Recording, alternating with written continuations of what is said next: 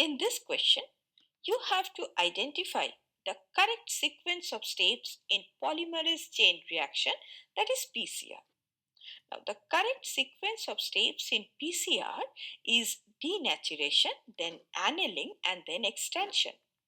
In denaturation, the double-stranded DNA is heated to a high temperature, usually 94 to 98 degrees centigrade, to separate it into single strands by breaking the hydrogen bonds.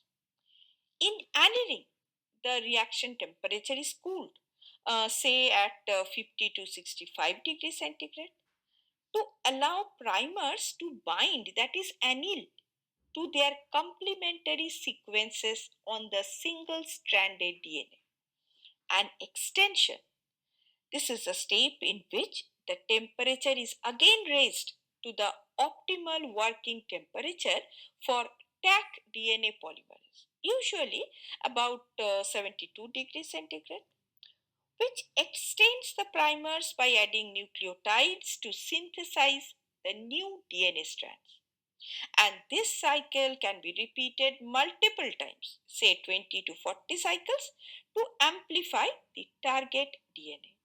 Hence, the correct answer is option C, that is denaturation, then annealing, and then extension.